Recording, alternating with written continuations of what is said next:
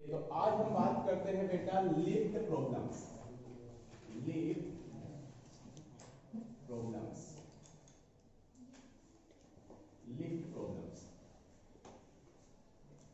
तो lift problems में कुछ बेसिक चीजें हैं जो हमें समझना जरूरी है। सबसे पहले तो मुझे बताइए कि जो एक वेट मशीन होती है जो हमारा वेट मेजर करती है, वो हमारा मास मेजर करती है कि वेट मेजर करती है?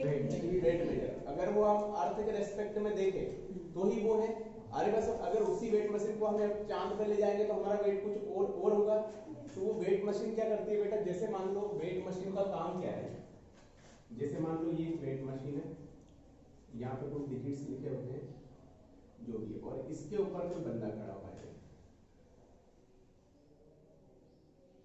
इसके ऊपर ये कोई बंदा खड़ा हुआ है, ठीक। अब यहाँ पे ये बंदा खड़ा हुआ है तो इस पे अच्छा कौन कौन से फोर्स लग रहे हैं? नीचे की ओर क्या लग रहा है? mg लग रहा है। यस। आ रहा है समझ में? ऊपर की ओर क्या लग रहा है बताओ जरा? है ना। अगर यहाँ पे तो वेट मशीन क्या लगा रही है इसके ऊपर? नॉर्मल। तो यार यहाँ पे नॉर्मल और तो कोई फोर्स नहीं लग रहा है इस पे। ऊपर वाले फोर्स बराबर नीचे वाले फोर्स। तो ये क्या करती है, जब भी वेट मशीन होती है हमारा, जो भी यहाँ पे शोन होता है इसमें वेट मशीन में, तो वो एक्चुअली क्या करती है, अपने नॉर्मल में जी से डिवाइड करके हमको दे देती है। जैसे मान लो कोई बंदा है जिसका जो नॉर्मल फोर्स लगेगा उसमें वेट मशीन 700 न्यूटन लगा रही है, तो जी मतलब अगर 10 से डिवाइड करेंगे तो 700 डिवाइड बाय 10 कितना हो जाएगा? 70। तो हमें दिखाई देगा कि वो 70 केजी का है। अरे बस हमें तो वो एक्चुअली में मास नहीं होता है, वो क्या होता है? वेट होता है। बात समझ में आ गई? तो यार याद रहे हमें हमारा सारी चीजें ये कि यहाँ पे जो भी वेट मशीन क्या करती है उस पे लगने वाले नॉर्मल में किससे डिवाइड करके दे देती है? वो जी से डिवाइड करके देती है। बात समझ में आ गई? अब हम यहाँ पे क्या करते हैं, इस वेट मशीन को किसी लिफ्ट में ले जाते हैं तो यहाँ पे क्या चेंज होता है वो हम यहाँ पे देखने वाले हैं। तो यहाँ पे देखो मैं 2-3 कंडीशन दिखाऊंगा जो आपको अच्छे से ऑलरेडी आती हुई है, कोई यहाँ पे यार टेंशन वाली बात नहीं है, मैक्सिमम आपको आता है यहाँ पे। तो देखो जैसे मान लो पहला condition A,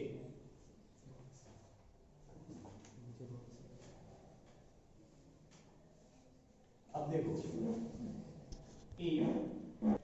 if lift is moving with constant velocity और in rest, यहाँ पे दो कंडीशन है कि हमारी लिफ्ट या तो कांस्टेंट वेलोसिटी से मूव करे या फिर रेस्ट में हो। तो देखो उस केस में क्या क्या सीन होगा। जैसे मान लो यहाँ पर एक लिफ्ट है हमारी जिसपे एक वेट मशीन जिसके अंदर रखी है और उसके अंदर एक बंदा खड़ा हुआ है, ठीक है। अब यहाँ पे दो कंडीशन हो सकती है, या तो किसी वेलोसिटी से ये ऊपर जाए या किसी वेलोसिटी से नीचे जाए और इसकी वेलोसिटी क्या हो? 0। तीन कंडीशन अगर हो तो एक ही तरह का ये सीन आएगा। अच्छा एक बात बताओ, अगर कोई यहाँ पे एक्सेलरेशन है ही नहीं तो सूडो फोर्स लगेगा क्या? सूडो फोर्स कब लगता है? जब कोई ना कोई क्या हो? एक्सेलरेशन हो। और अपोजिट टू द एक्सेलरेशन लगता है क्या? और रिटार्डेशन के डायरेक्शन या टुवर्ड्स लगता है। क्लियर है यहाँ तक? चलिए बहुत बढ़िया। तो उस केस में अच्छा नीचे इसमें क्या लग रहा है बेटा? एमजी लग रहा है क्या? नीचे ऊपर क्या लग रहा है बताओ जरा? नॉर्मल। तो इस केस में नॉर्मल किसके इक्वल हो जाएगा बताओ जरा? आ रही बात समझ में? Very good. दूसरा condition B, if lift is moving with an acceleration। अब यहाँ पे लिफ्ट जो हमारी किससे मूव कर रही है? एक्सेलरेशन से मूव कर रही है। अब देखो यहाँ पे एक्सेलरेशन से मूव कर रही है तो दो कंडीशन आ सकती है यहाँ पे, या तो ये वेट मशीन इसके ऊपर कोई बंदा खड़ा हुआ है, या तो लिफ्ट ऊपर की ओर किसी एक एक्सेलरेशन से मूव कर रही है, या फिर दूसरी कंडीशन ये है कि लिफ्ट नीचे की ओर एक्सेलरेशन से मूव कर रही है। आ रही बात समझ में? अब देखो यार यहाँ अरे लिफ्ट का काम क्या होता है? या तो ऊपर ले जाना है या फिर ऊपर से नीचे लाना, यही होता है पूरा काम। अच्छा आप ही लोग अगर मेरे को इसका फ्री बॉडी डायग्राम बना के बताएं। अच्छा एक तो नॉर्मल लगेगा क्या? यस। नीचे एक और क्या लगेगा? Gravitational force. अच्छा ऊपर एक सेक्शन से ज्यादा तो सूडो फोर्स कहां लगेगा बताओ? एम। आ रही बात समझ में? तो यहाँ पे ऊपर वाला फोर्स बराबर नीचे, तो ये mg प्लस ma हो जाएगा क्या? तो यहाँ पे नॉर्मल हो जाएगा mg प्लस a। अच्छा यहाँ पे आपका वेट बढ़ गया या कम हो गया? बढ़ गया क्या? अरे प्लस a हो गया ना mg के साथ। यहाँ पे तो mg था, बस कहाँ गया? ये mg था। लेकिन यहाँ पे क्या थोड़ा सा इंक्रीज हो गया क्या? तो अगर आप किसी लिफ्ट में बैठे हो, अगर वो एक्सेलरेशन से ऊपर की ओर जा रही है तो आपको आपका वेट जो है वो बढ़ते हुए नजर आता है। आ रही बात समझ में? जैसे आप मान लो 70 केजी के हो, तो अगर मान लो कुछ लिफ्ट से ऊपर की ओर जा रही है तो उस केस में आप 72 केजी 75 केजी ऐसे आपका वेट जो यहाँ पे रिप्रेजेंट होगा। बात समझ में आ गई? अच्छा नीचे जा रही है, यहाँ पे नीचे जा रही है तो बताओ जरा यहाँ पे क्या क्या होगा? नॉर्मल कहाँ लगेगा? ऊपर। mg कहाँ लगेगा? नीचे। सूडो फोर्स कहाँ लगेगा? ऊपर लगेगा। क्यों लगेगा ऊपर? क्योंकि एक्सेलरेशन नीचे लग रहा है। ऊपर ऊपर वाले फोर्स बराबर नीचे वाले n plus ma equal to mg। ये ma को उधर ले जाऊं क्या मैं? तो mg माइनस ma, यहाँ पे नॉर्मल हो जाएगा, m कॉमन ले लें g माइनस a। अच्छा यहाँ पे कम हो गया क्या? आ रही बात समझ में? अच्छा अगर मैं बात करूं कि अगर ये a इक्वल टू g हो जाए, मतलब ये g एक्सेलरेशन से, जैसे मान लो अपन ने एक लिफ्ट में एक बंदे को बिठा दिया और उसको लिफ्ट को ऊपर से गिरा दी, तो क्या g एक्सेलरेशन नीचे आई हो? तो नीचे आ रही तो यहाँ पे a की जगह कितना हो जाएगा? g माइनस g की वैल्यू कितनी हो जाएगी? 0। तो यहाँ पे नॉर्मल में कितना हो जाएगा? 0। इसलिए जब आप किसी झूले में बैठे हो, झूला ऊपर से नीचे की ओर आता है तो आपको गुदगुदी फील होती है, क्योंकि आपको फ्री ग्रेविटी जैसा कुछ फील होता है। बात समझ में आ गई?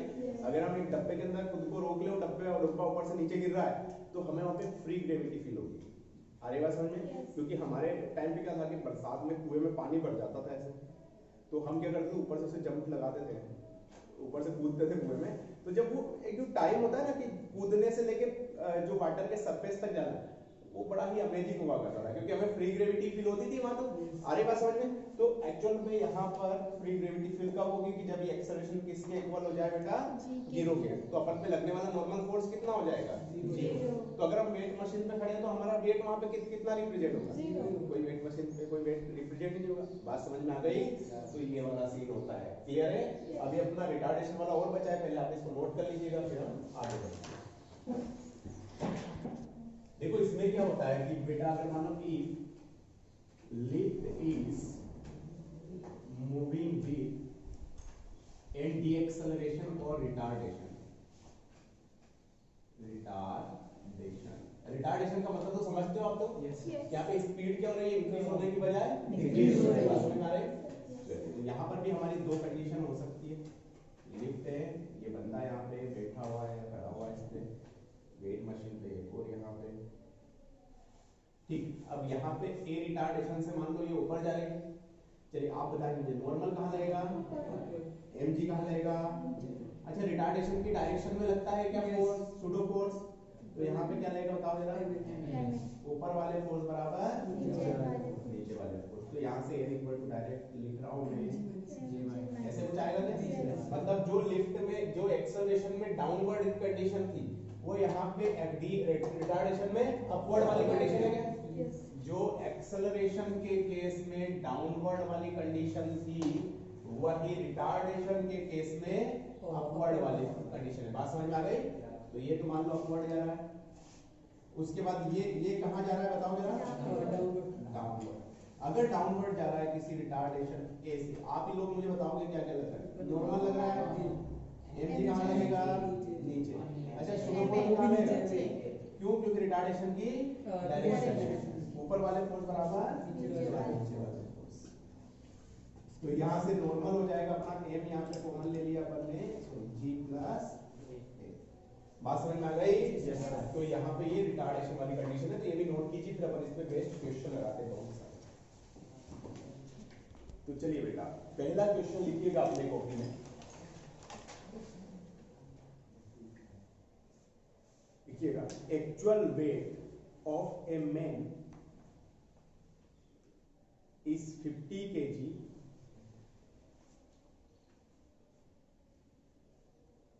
actual weight of a man is 50 kg if he is standing on a weight machine. Actual weight of a man is 50 kg if he is standing on a weight machine in the lift.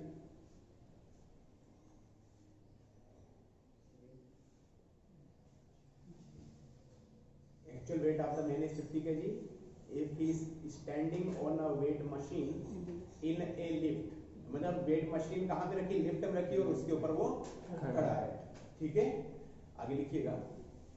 Then then find acceleration of the lift, then find acceleration of the lift if weight shown by the machine is 60 kg, if weight shown by the machine is 60 kg। अच्छा acceleration पूछा, मतलब मैंने तो अच्छा lift ऊपर जा रही होगी कि नीचे जा रही होगी, अब जरा ये बताओ सोच के। अभी 50 केजी था उसका एक्चुअल, और अभी जो शोन हो रहा है वो 60 केजी है, तो ऊपर जा रही है कि नीचे जा रही है? ऊपर जा रही है, यस, क्योंकि वेट यहाँ पे बढ़ रहा है ना यार। जी यस, चलिए बहुत बढ़िया। अगला क्वेश्चन, क्वेश्चन नंबर 2 में लिखिएगा। चलिए थोड़ा सा टॉप क्लास क्वेश्चन देता हूँ, लिखिएगा। A man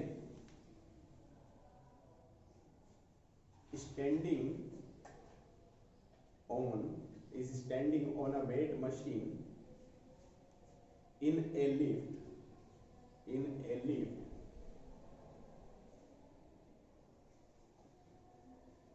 if lift moves in upward direction,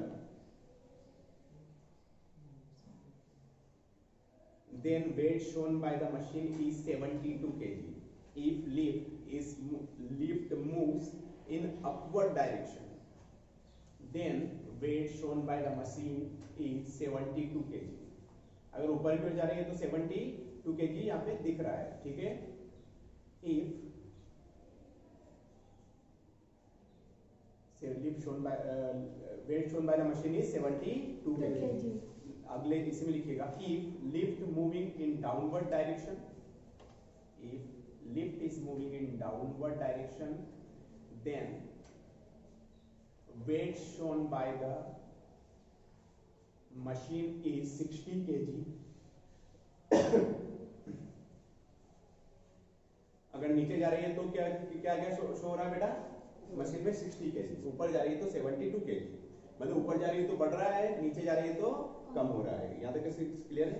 yes, आगे लिखिएगा in both case acceleration of the lift is constant, in both case acceleration of the lift is constant, मतलब ऊपर जा रही है तब भी सेम है, नीचे जा रही है तो भी सेम है। Both case acceleration of the machine is constant, then find,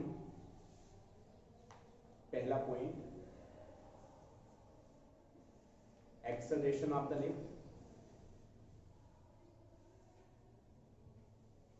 acceleration of the lift, and second point में लिखिएगा actual weight of the man, actual weight of the man.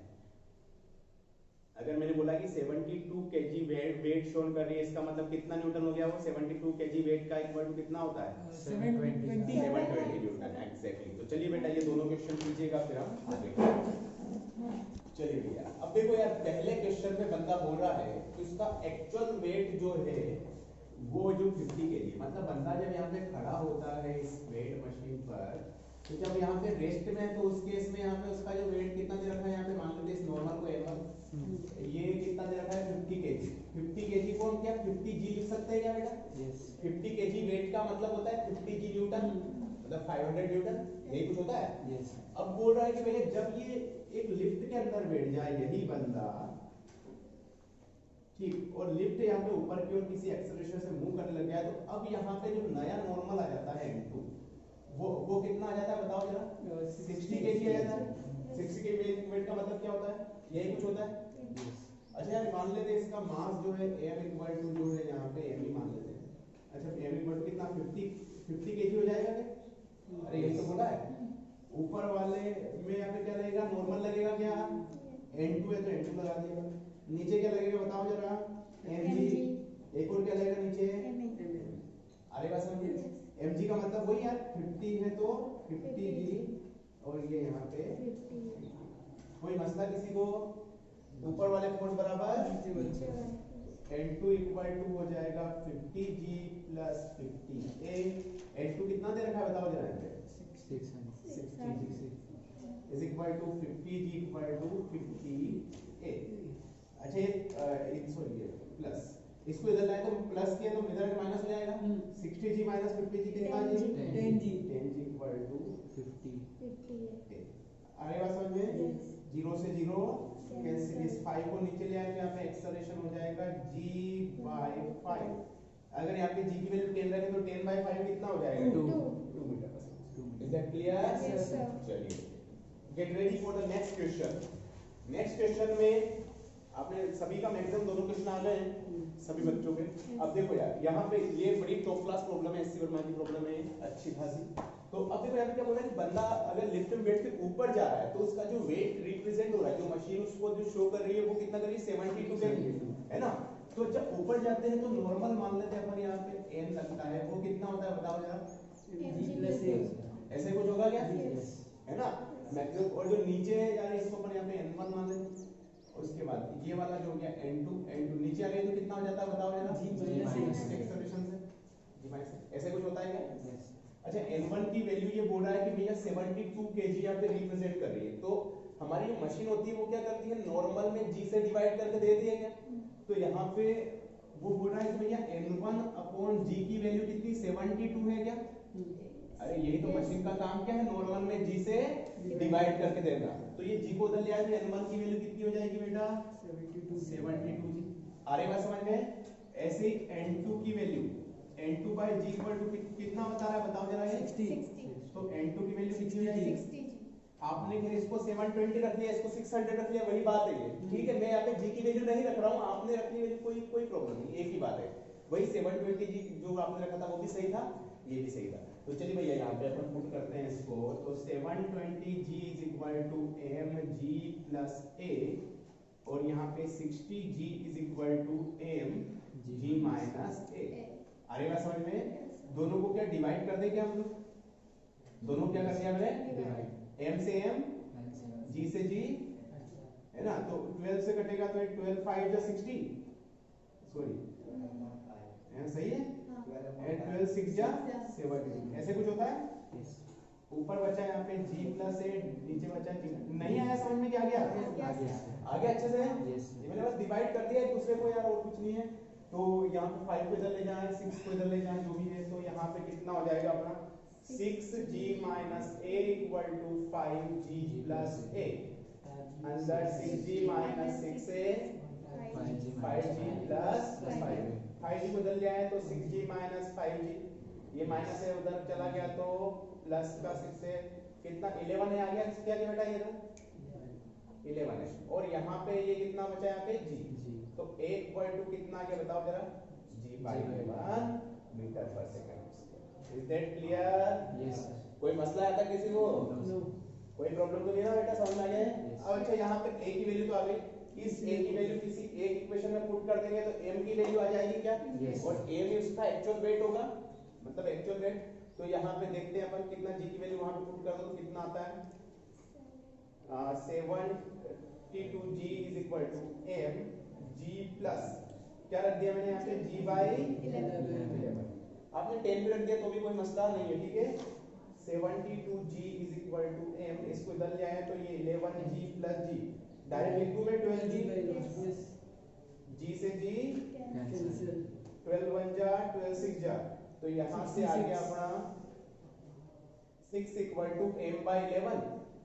11 इधर गया तो m equal to कितना हो जाएगा बताओ? 6। उसका एक्चुअल वेट कितना है? 66 kg। बात समझ में आ गया? तो अब यहाँ पे g की वैल्यू आप 10 रख के भी कर सकते हैं, नहीं भी रखेंगे तो भी चलेगा। क्लियर है बेटा सभी को ये? चलिए नोट कर लीजिएगा इसको। जो हम कुछ क्वेश्चंस करते हैं, तो जैसे मान लो कि मैं एक यहाँ पर एक कॉन्सेप्ट है जिसमें हम पाइथागोरस थ्योरम का यहाँ पे यूज करेंगे। तो लिखिएगा concept of velocity. Concept of velocity, ये भी अच्छा कॉन्सेप्ट है, ठीक है। अभी मैंने यहाँ पे मैं फोर्स वगैरह या फ्लूइड डायग्राम की बात नहीं करूँगा, यहाँ पे डायरेक्ट हम बात करेंगे। तो देखो किस तरह से हम यहाँ पे अप्लाई करते हैं। अब यहाँ से इस तरह से दे रखा है, देखो देखना बेटा क्वेश्चन जैसे मैं कराऊंगा उसी कॉन्सेप्ट को अप्लाई करना है और उसी से आपके के सारे प्रॉब्लम बनेंगे। यहाँ पे एक लिफ्ट है, सॉरी यहाँ पे पुली है और यहाँ पे प्लेन है। इस तरह से इस रस्सी को यहाँ पे हम किसी u स्पीड से यहाँ पे खींच रहे हैं, ये m ब्लॉक है। अरे बात समझ में? तो ये वाला अगर मान लो u स्पीड से हम खींच रहे हैं तो ये वाला ब्लॉक क्या आगे जा रहा है? तो आपको किसी एक ऐसे स्टैंड पर इस ब्लॉक की वेलोसिटी निकालनी है जब एंगल कितना हो जाए, थीटा हो जाए। बात समझ में आ गई? किस पर निकालनी है? जब एंगल कितना हो जाए बेटा, थीटा हो जाए। तो इस वाले ब्लॉक की वेलोसिटी क्या होगी, हमें ये निकालना है। अब देखो किस तरह से करते हैं इस टाइप की प्रॉब्लम्स को, आप समझ ना सकते हैं। अच्छा, अगर मैं इस रस्सी के को u स्पीड से खींच रहा हूँ, तो इस रस्सी पर या इस रोप पर प्रेजेंट सारे पॉइंट क्या u स्पीड से भाग रहे होंगे? यस। अरे आप एक रस्सी को ऐसे घसीट के ले जा रहे हो, आप जिस स्पीड से चल रहे हो वो रस्सी के सारे पॉइंट क्या सेम स्पीड से चल रहे हैं? क्या बिल्कुल सेम स्पीड से चल रहे होंगे? मेरी बात समझ में आ रही है? चलिए बहुत बढ़िया। अब देखो क्या करते हैं हम इस टाइप के प्रॉब्लम्स में। आपको क्या करना है, किसी भी एक साइड को हम यहाँ पे x मान लेते हैं, एक साइड को सब में पाइथागोरस थ्योरम लगेगा। एक को भाई मान लेते हैं और एक को क्या मान लेते हैं, z। आ रही बात समझ में? पाइथागोरस थ्योरम क्या बोलता है? परपेंडिकुलर का स्क्वायर प्लस बेस का स्क्वायर इक्वल टू हाइपोटेनस का स्क्वायर। ये बोलता है कि hypotenuse Pythagoras theorem. Yes sir. आ रही बात समझ में? परपेंडिकुलर थीटा के सामने वाले को परपेंडिकुलर बोलते हैं, इसको बेस बोलेंगे, और z यहाँ पे क्या हो गया, हाइपोटेनस। मेरी बात समझ में आ गई? किसी को भी x मान लिया, y मान लिया, और किसी को भी z मान लिया। अब देखो यार, अच्छा यहाँ पे x भी चेंज होगा क्या? ये ब्लॉक आगे जा रहा है तो x भी वेरी कर रहा है। रस्सी यहाँ पे खींच के ले रहे तो रस्सी भी क्या छोटी होती जा रही है इधर की रस्सी, तो z में चेंज हो रहा है, लेकिन ये y क्या दीवार में कोई चेंज हो रहा है? y में कोई भी चेंज नहीं हो रहा है। अब मैं इसको क्या कर दूंगा, देखो जितने भी क्वेश्चन है सेम कॉन्सेप्ट से बनेंगे, कोई दूसरा कॉन्सेप्ट अप्लाई नहीं करना इस टाइप में, आपको फट से बन जाएंगे, उस पाइथागोरस थ्योरम आनी चाहिए। इसको मैं डिफरेंशिएट करता हूं विद रेस्पेक्ट टू टाइम। किसके रेस्पेक्ट में मैंने इसको डिफरेंशिएट कर दिया? टाइम के रेस्पेक्ट में। चलिए भैया, y स्क्वायर, y तो कांस्टेंट है, तो किसी कांस्टेंट का डिफरेंशिएशन कितना हो जाता है बताओ जरा? 0 हो जाता है जी। अच्छा, यहाँ पे x स्क्वायर तो यहाँ पे 2 आगे आ जाएगा, x की पावर 2 माइनस 1 मतलब कितनी हो जाएगी? 1। फिर अंदर गए, x दिखा, x का t के रेस्पेक्ट में करेंगे तो dx अपॉन dt। बात समझ में आ गई? आपने चेन रूल पढ़ा होगा मेरा, लास्ट में मैंने dx अपॉन dx लिखा था मैं, लेकिन अगर मान लो ये x के रेस्पेक्ट में करते तो dx अपॉन dx क्या हो जाता था? 1 है ना, 1 हो जाता था। लेकिन यहाँ पे t के रेस्पेक्ट में कर रहे हैं इसलिए मैं यहाँ पे dx upon dt is equal to ये 2 z स्क्वायर है, 2 कहां जंप कर जाएगा? z की पावर 1। बात समझ में आ गई? अंदर गए, z का किया तो dz अपॉन dt। क्लियर बेटा? 0 का प्लस होने या नहीं होने से कोई मतलब नहीं होता है, 2 से 2 क्या हो गया? कैंसिल। अब देखो यार, यहाँ पे z में वेरिएशन हो रहा है, और z में वेरिएशन की वैल्यू क्या दे रखी है हमें? u दे रखी है। अरे rate of change of displacement पढ़े हो? क्या होता है? वेलोसिटी होता है। तो अच्छा, यहाँ पे अपने को dz अपॉन dt कितना दे रखा है हमारा यहाँ पे? देखो जरा, रस्सी से जुड़ा है, रस्सी हम u स्पीड से ले रहे हैं, तो यहाँ पे dz अपॉन स्पीड में चेंज, डिस्प्लेसमेंट से डिस्टेंस में चेंज होने की जो रेट या लेंथ में चेंज होने का जो रेट है वो कितना दे रखा है यहाँ पे? u स्पीड से ले जा रहे हैं। स्पीड का मतलब क्या होता है? Rate of change of length. बात समझ में आ गई? चलिए, तो यहाँ पे x dx upon dt d। अच्छा, x में वेरी अपने अपन ने क्या माना? x में जो वेरिएशन हो रहा है v माना है क्या? या भी जरा x वेरी करेगा तो अच्छा dx अपॉन dt क्या माना है अपन ने बताओ जरा? v माना है, जो हमें निकालना। चलिए पुट कर देते हैं यहाँ पर x dx अपॉन dt क्या माना है अपन ने? v माना है। z dz अपॉन dt क्या क्या गिवन है? तो अपने को v निकालना है, तो अपन इसको z अपॉन x u कर सकते हैं क्या बेटा? मैं इसको नीचे ले गया x को। अच्छा, z अपॉन x इसको देखते हैं। z थीटा के सामने वाले को परपेंडिकुलर बोलते हैं, सबसे बड़े वाले को हाइपोटेनस बोलते हैं, और जो बच जाता है उसको बेस बोलते हैं। अच्छा, z upon x, z upon x hypotenuse upon base क्या होता है? cos yes, sec theta. अरे यार, बेस अपॉन हाइपोटेनियस यहाँ पे cos थीटा होता है, पढ़ा है अपन ने? तो हाइपोटेनियस अपॉन बेस क्या होता है? इसके sec थीटा लिख दूं मैं, तो यहाँ पे v is equal to u z upon x की जगह क्या रख दूं मैं? थीटा। ये आंसर है हमारा। बात समझ में आ गई? तो इस टाइप से हम कोई भी प्रॉब्लम, अब देखो अभी इसमें बहुत सारे प्रॉब्लम डिस्कस करते थे। पहली प्रॉब्लम है, इसको नोट कीजिए, तरफ आगे बढ़ते हैं। अब देखिए जरा इसमें क्या होता है, मैं एक बेसिक क्वेश्चन ले रहा हूँ। एक दीवार है हमारी वॉल, और ये हमारा हॉरिजॉन्टल फ्लोर है। यहाँ पर एक सीढ़ी रखी हुई है, क्वेश्चन है इस तरह से, ये फ्लोर है हमारा और ये वाल है और इस पे हॉरिजॉन्टली हमारी यहाँ पे लेडर रखी हुई है, लेडर बोलते हैं ना, और इस लेडर की जो लेंथ है वो दे रखी है, ठीक भैया। अब ये क्या कर रहा है कि भैया ये जो यहाँ पर ये जो पार्ट है ये u वेलोसिटी, अब जैसे मैं इसको छोड़ दूंगा कोई फ्रिक्शन वगैरह नहीं तो ये क्या यहाँ पे ये नीचे जाएगा और ये इधर जाएगा, तो ये यहाँ पे ये u स्पीड से इधर जा रहा है, तो वो स्टैंड जिस पर कि ये वाला वर्टिकल से एंगल ये मान लेते हैं ये थीटा बन जाए, वो स्टैंड जिस पे वर्टिकल से एंगल क्या बन जाए यहाँ पे थीटा बन जाए, उस केस में आपको ये वाला जो इसका ये वाला एंड है इसकी वेलोसिटी क्या होगी ये आपने निकालनी है। बात समझ में आ गई? एक लेडर है जो कि ऐसे हमने सटा के रखी हुई किसी दीवार से, अगर इसको हम छोड़ देते तो ये वाला इस तरह से मूव करेगा क्या ये वाला एंड, और ये वाला ऊपर से कहाँ आएगा, आपने देखा होगा यार ये तो रियल लाइफ एक्सपेरिमेंट होता है जब हम घर की सफाई करते हैं, ठीक है। अब यहाँ से जब ये इधर जा रहा है तो ये जो u से जा रहा है तो अपने को ये वाला निकालना है, जब यहाँ पे ये वर्टिकल के साथ कितना एंगल बन जाए भैया, थीटा बन जाए। चलिए ट्राई कीजिए फिर। अब इसके अगर मैं बात करूं इसके सॉल्यूशन की, हम इसके सॉल्यूशन की बात करते हैं। अच्छा किसी को भी एक को आपने x मान लिया क्या बेटा, और किसी को भी क्या मान लिया, आप पे डिपेंड करता है, किसी को कुछ भी मान सकते हैं। अच्छा यहाँ पे कौन सी चीज है जो यहाँ पे कांस्टेंट रहने वाली है, लेटर के लिए है ना, लेंथ में कोई वेरिएशन आएगा क्या, बिल्कुल भी नहीं। चलो पाइथागोरस थ्योरम लगाते हैं भैया, x square plus y square equal to l square, ऐसे कुछ होएगा, x square plus y square equal to l square. तो यहाँ पर अगर मैं बात करूं यहाँ पे x स्क्वायर को, तो इसको मैं अब यहाँ पे कौन सी चीजें जो यहाँ पे कांस्टेंट आ गई, यहाँ पे l कांस्टेंट। अब क्या करना रहेगा मुझे, अगला टास्क क्या होगा मेरा, इसको डिफरेंशिएट कर दूं, differentiate with respect to the time. तो यहाँ पर x को करेंगे तो कितना आ जाएगा, 2x dx upon dt, plus y को करेंगे तो 2y dy upon dt, l का करेंगे तो 0, क्यों 0 आ गया, l का कांस्टेंट है, अरे बात समझ में, क्योंकि वो हमारा क्या है कांस्टेंट है, इसलिए यहाँ पे l का 0 आ गया।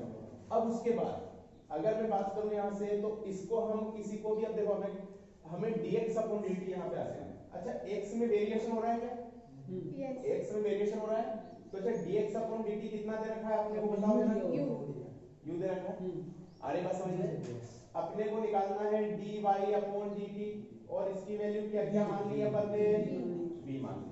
नहीं आई मेरी बात समझ में आ गई, चलो बहुत बढ़िया।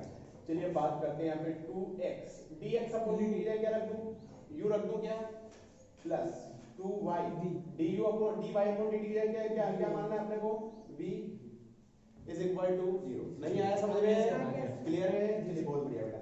इसको उधर ले गए अपन तो ये प्लस का उधर जाके क्या हो गया बताओ जरा, माइनस 2 से 2 कैंसिल, v को निकालना है उसको एक साइड रखो, बाकी सबको दूसरी साइड, एक से ये y भी नीचे जाएगा बेटा साथ में।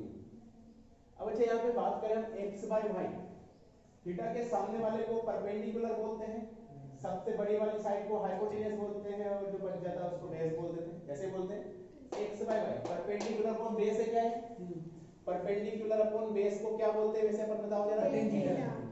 अरे भी बात समझ में, तो यहाँ पे b इक्वल टू माइनस, इसको tan थीटा लिख दूं मैं, तो आंसर आएगा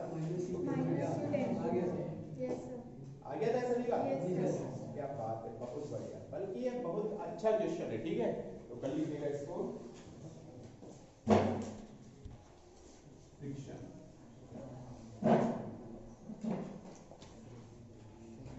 देखो फ्रिक्शन, फ्रिक्शन होता क्या है, सबसे पहली बात तो हम ये बात हम जानते हैं, फ्रिक्शन एक्चुअल में हमारा एक कंपलसरी एनिमी है, मतलब हमारा दुश्मन भी है लेकिन बिल्कुल जरूरी दुश्मन है। अगर फ्रिक्शन नहीं होता तो हमें कभी ब्रेक नहीं लग पाता। अरे बात समझ, जैसे मान लो कोई गाड़ी जा रही है, आपने देखा होगा कि जैसे मान लो बाइक चलती रहती है तो बहुत साल बाद उसके जो टायर पूरे गंजे हो जाते हैं, अरे बात समझ, वो गंजे टायर हो जाते हैं, फिर हमें टायर चेंज करने होते हैं, क्यों, क्योंकि फ्रिक्शन, फिर हम यहाँ पे ब्रेक लगाएंगे तो वो क्या स्लिप करेगा, स्लिप करेंगे तो हमें गिरने के चांसेस होते हैं, वो क्या होते हैं, ज्यादा होते हैं। अरे बात समझ, तो देखो यार फ्रिक्शन एक्चुअल में क्या होता है, ये फ्रिक्शनल फोर्स एक टाइप का अपोजिंग फोर्स होता है जो दो सरफेसेस के रिलेटिव मोशन का अपोज करता है। तो अब देखो इसको हम बिल्कुल डीप में लिखेंगे, इसकी डेफिनेशन तो लिखिएगा फ्रिक्शन, लिखिएगा next topic is friction.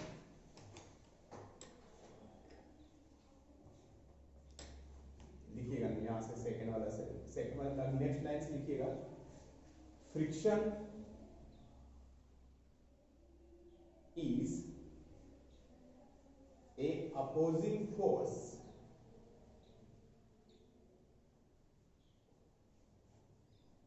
which always oppose the relative motion of two surfaces, which always oppose the relative motion of two surfaces। Friction एक टाइप का अपोजिंग फोर्स है जो कि दो सरफेसेस की रिलेटिव मोशन का अपोज करता है। Friction is a opposing force which oppose the relative motion of two surfaces.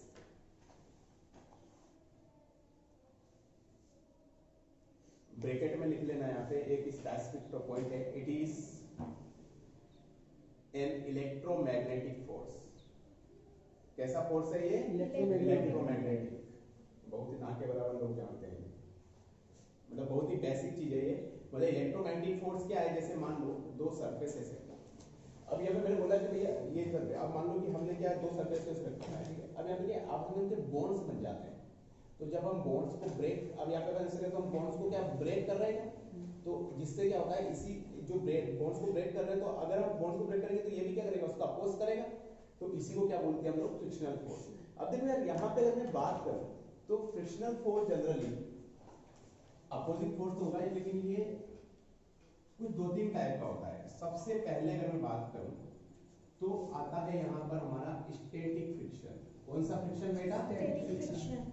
Static friction, static friction का मतलब ये होता है कि जैसे मान लो यहाँ पर कोई एक ब्लॉक रखा हुआ है इस सरफेस पर, और यहाँ पर आप इस पे फोर्स लगा रहे हैं, अप्लाई कर रहे हैं फोर्स, और ये जो फोर्स की वैल्यू है F इज इक्वल टू, ये दे रखा है आपको KT। KT मतलब ये टाइम के साथ साथ वेरी कर रही है।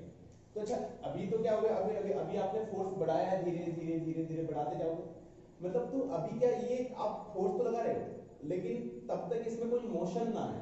आ रहे बात समझ? अब देखो जैसे मान लो यार ये डस्टर, ये अभी रखा हुआ तो इस पे कोई भी फ्रिक्शनल फोर्स नहीं लग रहा है। अभी फ्रिक्शनल फोर्स कितना है? 0, क्योंकि अभी ये मैं इसकी मोशन कराना चाह नहीं रहा।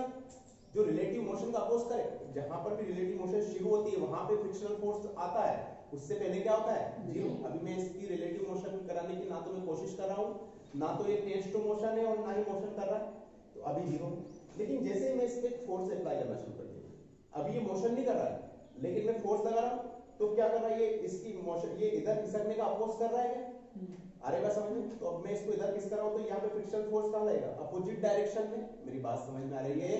अगर मैं इधर पुश कर रहा हूं इसको, तो फ्रिक्शनल फोर्स कहां लगेगा? अपोजिट डायरेक्शन में। तो अभी मैं फोर्स लगा रहा हूं, लेकिन इसमें कोई मोशन नहीं है, तो एक्चुअल में इस केस में इस वाले फ्रिक्शन को क्या बोलेंगे हम? Static friction. क्यों यहाँ पे मोशन नहीं है? क्योंकि अभी एक जितना मेरे को एक मतलब मुझे जितनी एक डेफिनेट वैल्यू चाहिए इसकी मोशन जस्ट करवाने के लिए, उससे मैंने कम फोर्स लगाया, तो अभी ये मोशन नहीं कर रहा है, तो लेकिन फिर भी इस पे क्या लग रहा है? ये फ्रिक्शनल फोर्स लग रहा है। तो जब कोई पार्टिकल रेस्ट में हो, लेकिन जस्ट वो मोशन मतलब रेस्ट में हो, लेकिन वो उसे हम मोशन करवाने के लिए हम उसे क्या कर रहे हैं? प्रताड़ित कर रहे हैं।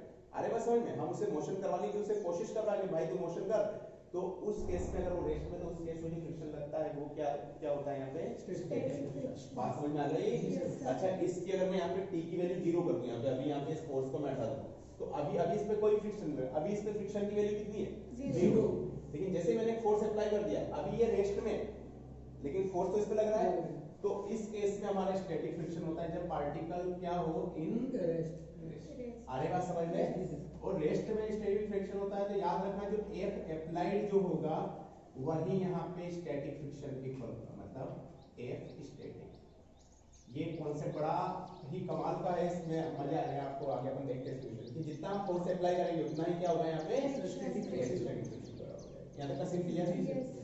उसके बाद नेक्स्ट बात आता है जिसे बोलते हैं हम लिमिटिंग फ्रिक्शन। क्या बोलते हैं इसको? Limiting friction. फ्रिक्शन, या इसको हम बोल सकते हैं maximum value of static friction. मतलब यहाँ पर मेरा कहने का मतलब ये है कि जो स्टैटिक फ्रिक्शन है उसकी मैक्सिमम वैल्यू को क्या बोलते हैं हम लोग यहाँ पे, लिमिटिंग फ्रिक्शन। बात समझ में आ रही है? मतलब यहाँ पे क्या होता है कि आपने देखते मान लो इमेजिन करो आपसे कार में धक्का दे रहे हो, ठीक है, you are pushing a car. अब आपने कार में धक्का दे रहे हो तो अभी क्या होता है कि स्टार्टिंग में वो कार आपने धीरे धीरे फोर्स को बढ़ाया, अभी भी कार क्या है, रेस्ट में है। लेकिन एक टाइम ऐसा आता है कि जस्ट वो चलने वाली होती है, जस्ट चलने वाली, तो उस टाइम आपको क्या मैक्सिमम फोर्स लगाना पड़ता है, आएगा समझ में।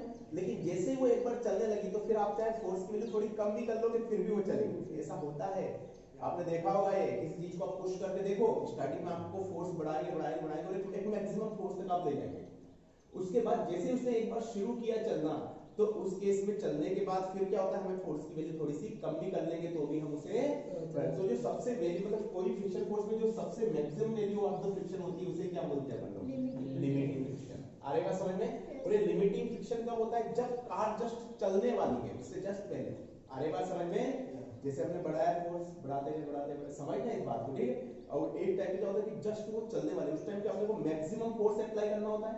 आएगा समझ में? मैक्सिमम फोर्स अप्लाई किया तो जस्ट चलने वाली तब। अब जैसे उसने चलना शुरू कर दिया तो फिर फोर्स की आपने कम फोर्स की जरूरत पड़ेगी क्या उसको धकाने के लिए, सीधी सी बात है यार, कम फोर्स की यहाँ पे जरूरत पड़ेगी एक बार चलने लगे। तो यार लिमिटिंग फ्रिक्शन क्या होती है, maximum value of the static friction. मतलब जब कार हमारी जस्ट टेंस टू मोशन का मतलब समझ में आ रहा है क्या बोल रहा हूं मैं, कि जस्ट मोशन करने वाली, बात समझ में आ गई।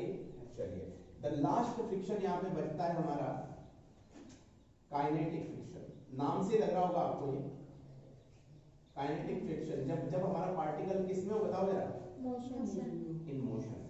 अब मान लो कि जब अपने मैक्सिमम फोर्स लगा दिया और उसके बाद जब इसने क्या किया, चलना शुरू कर दिया, तो चलना शुरू जब ये मोशन में, तो उस टाइम जो यहाँ पे फोर्स लगता है उसे क्या बोलते हैं हम लोग यहाँ पे, काइनेटिक फ्रिक्शन। बात समझ में आ गई? तो वापस रिवर्स जाओ, स्टैटिक फ्रिक्शन कब लगता है, जब पार्टिकल क्या हो, रेस्ट में। आ रही बात समझ में? तो जब स्टैटिक फ्रिक्शन जो अप्लाई करेंगे वही फोर्स किसके बराबर होगा, लिमिटिंग फ्रिक्शन किसे बोलते हैं, जब जस्ट टेंड्स टू मोशन। आ रही बात समझ में? और यही क्या मैक्सिमम वैल्यू होती है। उससे काइनेटिक फ्रिक्शन कब लगता है, जब ये मोशन में। बात समझ में आ गई? तो इसका जो अगर मैं ग्राफ यहाँ पे बनाऊं तो इस तरह का कोई ग्राफ बनता है कि यहाँ पर सबसे पहले जब कोई फोर्सिंग लग रहा है तो क्या जीरो हो गया है फ्रिक्शन वर्सेस टाइम की मैं बात करूं तो अभी क्या किया मैंने, जैसे जैसे यहाँ पे बढ़ाता रहा, यहाँ पे फोर्स अभी भी है रेस्ट में, लेकिन यहाँ से यहाँ तक जो होगा ये एक्चुअल में क्या हो गया, मैंने बोला ये जो है हमारा स्टैटिक फ्रिक्शन वाला जोन है, कि हम क्या करें, फोर्स को कंटिन्यू क्या कर रहे हैं, बढ़ाते जा रहे हैं। आ रही बात में? एक टाइम पे इसकी मैक्सिमम वैल्यू हो जाती है और ये जस्ट टेंड्स टू मूव होता है। तो ये वाला जो पॉइंट है इसे बोलेंगे अपन लिमिटिंग फ्रिक्शन। आ रही बात समझ में? और एक बार लिमिटिंग फ्रिक्शन लगा दिया तो उसके बाद फिर ये चलने लग जाता है, तो ये वाला जो जोन है ये वाला क्या कहलाता है, बताओ। बात समझ में आ गई? तो यार देखो स्टार्टिंग में क्या किया भैया, मैं टाइम के साथ साथ इसे बढ़ाता जा रहा हूँ, एक टाइम ऐसी कंडीशन हो जाएगी कि मैंने इसके सारे फोर्स ब्रेक कर दिए, मतलब उस टाइम जस्ट ये टेंड्स टू मूव हो गया, तो उसको क्या बोलेंगे, लिमिटिंग। लेकिन एक बार चलने लग गया, अच्छा यहाँ पे लिमिटिंग फ्रिक्शन की वैल्यू ज्यादा है क्या काइनेटिक फ्रिक्शन से? देखो जरा, ये ऊपर है और ये नीचे, तो मतलब जब अपने जस्ट उसे टेंड्स टू मूव कराना होता है तब हमें यहाँ पे मैक्सिमम फोर्स की जरूरत पड़ती है, तो इसीलिए उसको क्या बोलेंगे, तो कौन सा फ्रिक्शन हो गया बेटा, लिमिटिंग। मतलब अब उसके रेस्ट में रहने की लिमिट हो गई, मतलब उसके बाद वो जस्ट अब क्या करने वाला है, चलने वाला है। बात समझ में आ गई? तो ये वाला जोन क्या कहलाता है, काइनेटिक फ्रिक्शन वाला जोन। तो ये एक्चुअली ग्राफ है हमारा, यहाँ तक का सीन क्लियर है। एक और बात यहाँ पे याद रखनी है कि जो फ्रिक्शन होता है, फ्रिक्शन फोर्स होता है या फ्रिक्शनल फोर्स, वो प्रोपोर्शनल होता है नॉर्मल के। इसके बेटा नॉर्मल के। आ रही बात समझ में? कि जो फ्रिक्शनल फोर्स है वो प्रोपोर्शनल किसके है, नॉर्मल फोर्स के। तो जब यहाँ पे हमारा यहाँ पे प्रोपोर्शनलिटी, ये नेचर कला है, जब प्रोपोर्शनलिटी साइन इक्वल टू में कन्वर्ट होता है तो कांस्टेंट आता है क्या? तो यहाँ पे कांस्टेंट आता है म्यू। कौन सा कांस्टेंट आता है? म्यू। और इस म्यू को हम बोलते हैं फ्रिक्शनल कोएफिशिएंट। क्या बोलते हैं बेटा? Frictional coefficient. इसकी म्यू की वैल्यू, म्यू स्मूथ जो होता है, जो स्मूथ सरफेस होता है उसके लिए क्या होता है, वेरी लेस। आगे बात समझ में? और यहाँ पे अगर यहाँ पे हमारा रफ सरफेस हुआ तो रफ सरफेस के लिए थोड़ा सा हाई हो जाएगा क्या ये? अरे बात समझ में? आप देखो स्मूथ सरफेस के लिए जो फ्रिक्शन फोर्स होता है वो कम होता है क्या, लेकिन रफ सरफेस के लिए ज्यादा होता है। तो याद रखें एक्चुअल में फ्रिक्शनल कोएफिशिएंट जो म्यू है, ये म्यू किसी पर डिपेंड नहीं करता, ना तो ये अप्लाइड फोर्स पे डिपेंड करता है या ना ही किसी नॉर्मल फोर्स पे, ये किसी भी इस पे डिपेंड नहीं करता है। ये म्यू ओनली डिपेंड्स अपॉन एक एक पॉइंट जो मैं लिखा रहा हूं ये बहुत काम के हैं, मैं थोड़ा सा शॉर्ट में रहा हूं लेकिन सारी चीजें वेल क्लियर है। Only depends upon nature of the surface, nature of the surface. अच्छा सरफेस के नेचर पे डिपेंड करता है क्या? नेचर ऑफ द सरफेस, मेरी बात समझ में आ गई? अगर स्मूथ सरफेस होगा तो कम होगा और अगर रफ होगा तो ज्यादा। वापस अपने दिमाग को जीरो स्टेट में लाओ। फ्रिक्शनल फोर्स क्या करता है, जो दो सरफेसेस की रिलेटिव मोशन का क्या करता है बताओ जरा, अपोज करता है। बात समझ में आ गई? अच्छा वैसे हाथ को ये भी गर्म हो जाते हैं, लेकिन अगर मैं इस वाले को आगे ले जा रहा हूँ, इस वाले को इधर ले रहा हूँ, तो जो आगे ले जा रहा हूँ इस पे तो पीछे लग रहा है और इसको इधर ला रहा हूँ उस पे अपोजिट डायरेक्शन में। बात समझ में आ गई? कितने टाइप के फ्रिक्शन होते हैं? 3 टाइप के। Static friction, limiting friction and kinetic friction. Rest में होगा तो static friction, tends to move होगा तो लिमिटिंग, और यहाँ पे मोशन में होगा तो काइनेटिक फ्रिक्शन। बात समझ में आ गई? सबसे ज्यादा वैल्यू किसकी होती है? Limiting friction. स्टैटिक फ्रिक्शन में जितना हम अप्लाई करते हैं उतना ही क्या होता है? बात समझ में आ गई? लेकिन देखो यार यहाँ पे जितना ज्यादा फोर्स अपन यहाँ पे टाइम के साथ साथ ये वेरी करता जा रहा है क्या, देखो जरा। अरे लेकिन लिमिटिंग फ्रिक्शन के बाद जैसे कहते हो काइनेटिक फ्रिक्शन यहाँ पे क्या हो गया, कांस्टेंट हो गया। अगर चलना एक बार शुरू हो गया तो फिर तो हमें क्या मतलब जितना फोर्स लगाना उतना ही लगाना है, फिर तो वो चलता ही रहेगा। बात समझ में आ गई? और ये वाला समझ में आ गया फ्रिक्शनल फोर्स किसके प्रोपोर्शनल होता है? Proportional sine equal to convert किया तो क्या आया, म्यू को क्या बोलते हैं? Frictional coefficient. स्मूथ के लिए very less, high. Frictional coefficient किस पे डिपेंड करता है? नेचर ऑफ सरफेस पे। क्लियर है? चलिए इसको नोट कीजिए, फिर हम आगे बढ़ते हैं। आगे क्या होता है, टाइमिंग वाला होने वाला है।